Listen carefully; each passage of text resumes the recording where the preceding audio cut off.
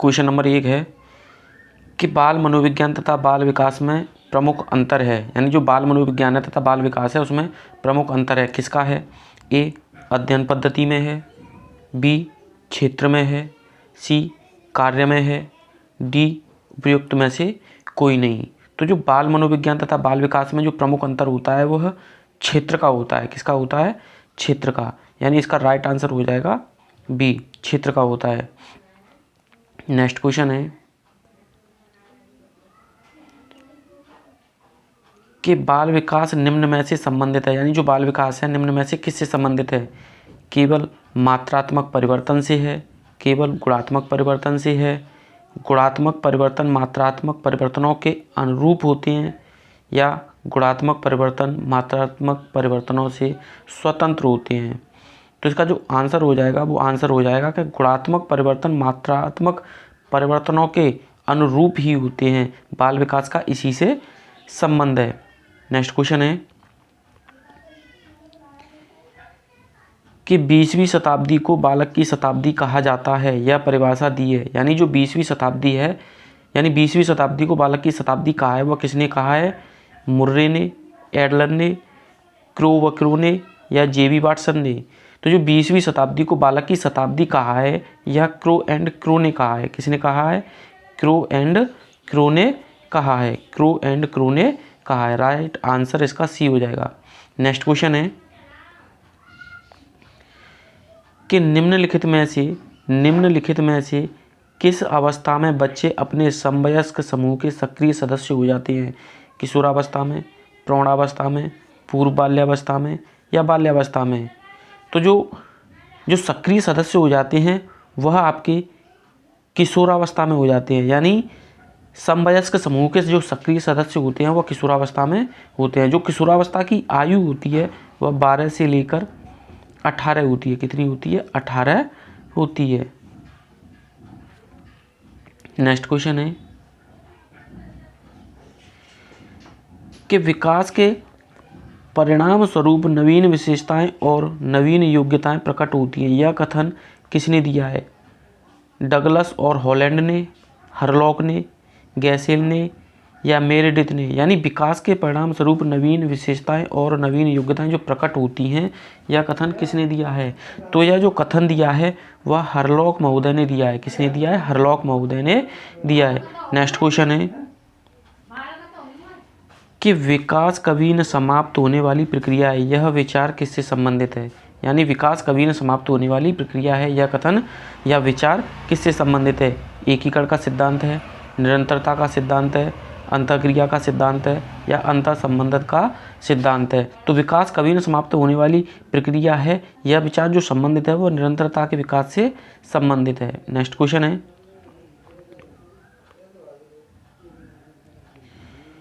कि विकास के मनोसामाजिक सिद्धांत का प्रतिपादन किया है। तो जो मनोसामाजिक विकास का जो सिद्धांत का प्रतिपादन किया है, क्या वह फ्रायड ने किया है, एरिक्सन ने किया है, वाटसन ने किया है, या कोहलन ने किया है?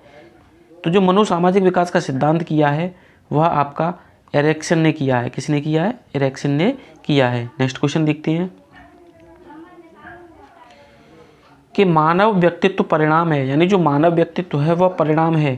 केवल शीघ्र सीखते हैं, बी पालन पोषण और शिक्षा का है, सी आनुवांशिकता और वातावरण की अंतःक्रिया का है, डी केवल आनुवांशिकता का है। तो जो मानव व्यक्तित्व जो परिणाम होता है वह आनुवांशिकता और वातावरण की अंतःक्रिया का होता है। सी इसका राइट आंसर हो जाएगा। नेक्स्ट क्वेश्चन है कि शिक्षा के संदर्भ में समाजीकरण से तात्पर्य है समाज में बड़ों का सम्मान करना, बी अपने सामाजिक मानदंड बनाना, सी सामाजिक वातावरण में अनुकूलन और समायोजन, डी कह रहा है कि सामाजिक मानदंडों का सदैव अनुपालन करना। तो जो शिक्षा के संदर्भ में सामाजिकरण से जो तात्पर्य होता है वह आपका सामाजिक वातावरण में अनुकूलन और समायोजन होता है। क्या होता है? सामाजिक वातावरण में अनुकूलन और समायोजन होता है। नेक्स्ट क्वेश्चन है कि वह अवस्था जब बच्चा तार्किक रूप से वस्तुओं का, घटनाओं के विषय में चिंतन प्रारंभ करता है तो वो कौन सी अवस्था होती है? संवेदी प्रेरक अवस्था होती है, औपचारिक संक्रियात्मक अवस्था होती है, मूर्त संक्रियात्मक अवस्था होती है, या पूर्व संक्रियात्मक अवस्था होती है। तो जो वह अवस्था जब बच्चा तार्किक रूप में सोचने लगता है और घटनाओं का चिंतन करने लगता है तो वह मूर्त संक्रियात्मक अवस्था होती है। कौन सी होती है? मूर्त संक्रियात्मक अवस्था होती है। नेक्स्ट क्वेश्चन है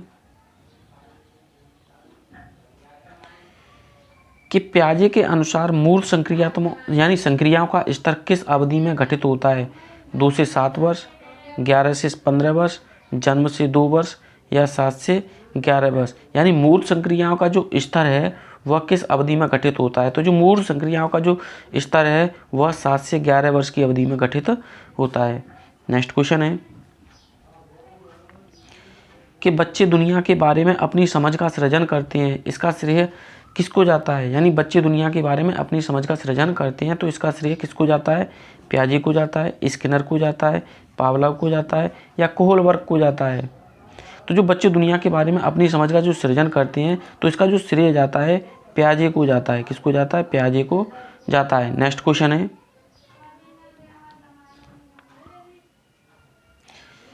कि वाइगोत्स्की बच्चों के सीखने में निम्नलिखित में से किस कारक की महत्वपूर्ण भूमिका पर बल देते हैं? नैतिक, आनुवांशिक, शारीरिक और सामाजिक। तो जो वाइगोत्स्की हैं बच्चों के सीखने में निम्नलिखित जो भूमिका पर ज़्यादा बल देते हैं वह आपका सामाजिक भूमिका पर ज़्यादा बल देते हैं। नेक्स्ट क्वेश्चन है कि बुनियादी स्तर पर मातृभाषा में शिक्षा देना बेहतर है क्योंकि, यानी बुनियादी स्तर पर इसलिए मातृभाषा में शिक्षा देना बेहतर है क्योंकि वह बौद्धिक विकास में सहायता करेगा या बच्चों में आत्मविश्वास का विकास करेगा। सी कह रहा है कि अधिगम को सरल बनाएगा या प्राकृतिक वातावरण में बच्चों को सीखने में सहायता करेगा। तो जो बुनियादी स्तर पर जो मातृभाषा देना इसलिए बेहतर होता है क्योंकि इससे प्राकृतिक वातावरण में बच्चों को सीखने में सहायता मिलती है या सहायता प्रदान करेगा। तो ऑप्शन नंबर इसका डी एकदम राइट आंसर हो जाता है। नेक्स्ट क्वेश्चन है कि ऑपरेशन ब्लैक बोर्ड परिणाम था, जो ऑपरेशन ब्लैक बोर्ड था वह परिणाम था, किसका परिणाम था? ए कह रहा है कि राष्ट्रीय पाठचर्या 2005 का परिणाम था, बी कह रहा है कि कोठारी आयोग का था, सी कह रहा है कि राष्ट्रीय शैक्षिक योजना 1986 का था और डी कह रहा है कि राष्ट्रीय पाठ्यक्रम संरचना 2000 का था। तो जो ऑपरेशन ब्लैक बोर्ड जो परिणाम था वह हमारा राष्ट्रीय शैक्षिक योजना 1986 का था। किसका था? राष्ट्रीय शैक्षिक योजना 1986 का था। नेक्स्ट क्वेश्चन है 16वां कह रहा है कि बाल केंद्रित शिक्षा में शामिल है, यानी बाल केंद्रित शिक्षा में क्या क्या चीज़ें शामिल हैं? बच्चों के लिए हस्तपरक गतिविधियां हों, फिर कह रहा है कि प्रतिबिंब परिवेश में अधिगम हो, सी कह रहा है कि बच्चों को एक कोने में बैठाना है और डी कह रहा है कि वे गतिविधियां जिनमें खेल शामिल नहीं है। यानी बाल केंद्रित शिक्षा में जो शामिल हैं तो उनके लिए जो शामिल है वो क्या हैं? तो बच्चों के लिए हस्तपरक गतिविधियां हों,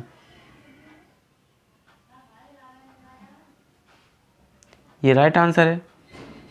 और ये नहीं होगा, प्रतिबिंब नहीं होगा, एक कोने में बिठाना भी नहीं होगा, वे गतिविधियां जिनमें खेल शामिल नहीं होगा, इससे बाल केंद्रित शिक्षा प्रभावी नहीं हो सकती है। तो इसका ऑप्शन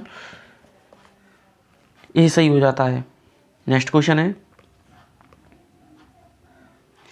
कि बुद्धि लब्धांक सामान्यतः रूप से शैक्षिक निष्पादन से संबंधित होती है, उच्च में, मध्य में, पूर्ण में या कम से कम में? तो जो यानी बुद्धिलब्धि सामान्यतः रूप से शैक्षणिक निष्पादन से जो संबंधित होती है वो उच्च में होती है। किस में होती है? उच्च में होती है। नेक्स्ट क्वेश्चन देखते हैं कि चिंतन मानसिक क्रिया का ज्ञानात्मक पहलू है। चिंतन की यह परिभाषा किसने दी है?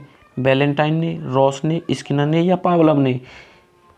तो जो चिंतन मानसिक क्रिया का ज्ञानात्मक पहलू है यह हमारी जो परिभाषा दी है वह रॉस ने दी है। तो यही कहती है कि चिंतन मानसिक क्रिया का ज्ञानात्मक पहलू है। नेक्स्ट क्वेश्चन है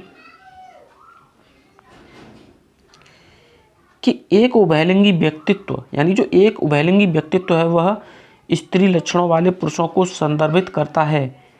मैं आमतौर पर मानी गई मर्दाना और स्त्री गुणों का समायोजन होता है। मैं दृढ़ अहंकारी होने की आदत है। और फिर डी कह रहा है कि समाज में प्रचलित रूढ़वादी लिंग भूमिकाओं का पालन करता है। तो जो एक उभयलिंगी व्यक्ति होता है वह हमेशा में आमतौर पर मानी गई मर्दाना और स्त्री गुणों का समायोजन होता है। बी राइट आंसर हो जाएगा इसका। नेक्स्ट क्वेश्चन है, कह रहा है कि संज्ञानात्मक विकास के 4 चरणों संवेदी, पेशी, पूर्व संक्रियात्मक, स्थूल संक्रियात्मक और औपचारिक संक्रियात्मक की पहचान की गई है। किसके द्वारा की गई है? स्टोट द्वारा, हिलगार्ड द्वारा, हरलॉक द्वारा या प्याजे द्वारा? तो इसकी जो पहचान की गई है वह प्याजे के द्वारा की गई है। किसके द्वारा की गई है? प्याजे के द्वारा की गई है। नेक्स्ट क्वेश्चन है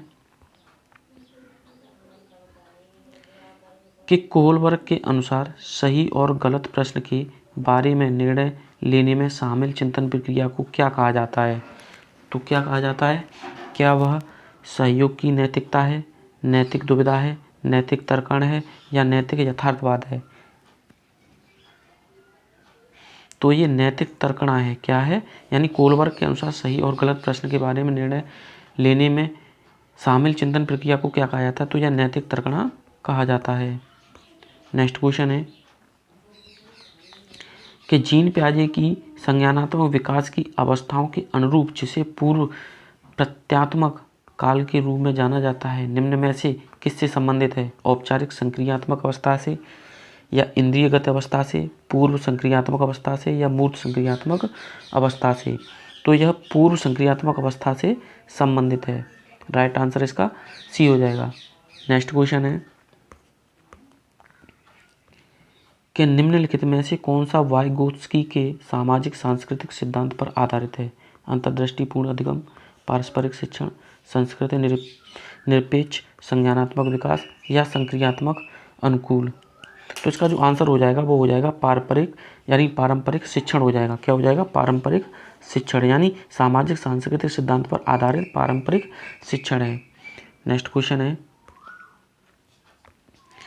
कि बुद्धि लब्धांक के आधार पर निम्न विभिन्न समूहों में विद्यार्थियों का जो वर्गीकरण उनकी स्वगरिमा को घटाता है और उनके शैक्षणिक निष्पादन को है घटाता है, बढ़ाता है, फिर कह रहा है घटाता है, प्रभावित नहीं करता है, फिर कह रहा है घटाता है, फिर घटाता है, फिर बढ़ाता है, फिर बढ़ाता है। तो इसका जो आंसर हो जाएगा एकदम राइट आंसर हो जाएगा इसका बी, पहले घटाता है, प्रभावित नहीं करता है। नेक्स्ट क्वेश्चन है कि गार्डनर के बहुबुद्धि के सिद्धांत के अनुसार वह कारक जो व्यक्ति के आत्मबोध हेतु सर्वाधिक योगदान देगा वह हो सकता है भाषा विषयक, संगीतमय, आध्यात्मिक, अंतःवैयक्तिक। तो जो गार्डनर के बहुबुद्धि सिद्धांत के अनुसार वह कारक जो व्यक्ति में आत्मबोध कराएगा वह अंतःवैयक्तिक होगा। कैसा होगा? अंतःवैयक्तिक होगा। नेक्स्ट क्वेश्चन है कि अपनी कक्षा में वैयक्तिक भिन्नताओं से निपटने के लिए शिक्षक को क्या करना चाहिए? शिक्षण और आकलन के समान और मानक तरीके हों या फिर बच्चों को उनकी अंकों के आधार पर अलग कर उनको नामित करें, बच्चों से बातचीत करें और उनके दृष्टिकोण को महत्व दें या फिर विद्यार्थियों के लिए कठोर नियमों को लागू करें? तो इसका जो आंसर हो जाएगा सी हो जाएगा, यानी बच्चों से बातचीत करें और उनके दृष्टिकोण को महत्व भी प्रदान करें। नेक्स्ट क्वेश्चन है कि मूल्यांकन प्रक्रिया के 3 महत्वपूर्ण जो बिंदु हैं वो कौन कौन से हैं? उद्देश्य, अधिगम, अनुभव व मूल्यांकन के उपकरण हैं या छात्र, अध्यापक व उद्देश्य हैं, छात्र, समाज व अधिगम के अनुभव हैं या फिर छात्र, परीक्षण व परिणाम हैं? तो इसका जो आंसर हो जाएगा, इसका जो राइट आंसर हो जाएगा वो हो जाएगा आपका ए, यानी उद्देश्य, अधिगम, अनुभव व मूल्यांकन के उपकरण हैं। ठीक है ना। नेक्स्ट क्वेश्चन है कि सीखने के लिए आकलन, यानी जो सीखने के लिए आकलन होता है वो कैसा होता है? अभिप्रेरणा को बढ़ावा देता है या अलग करने और रैंक देने के प्रयोजन के लिए किया जाता है या फिर गेट्स को पूरी तरह से महत्वपूर्ण देने पर बल देता है या फिर विशिष्ट होता है और अपने आप में की गई आकलन समिति यानी आकलन गतिविधि होता है? तो यहाँ पर ग्रेड्स है ना। तो सीखने के लिए जो आकलन होता है वह हमारा अभिप्रेरणा को बढ़ावा देता है। क्या है? अभिप्रेरणा को बढ़ावा देता है।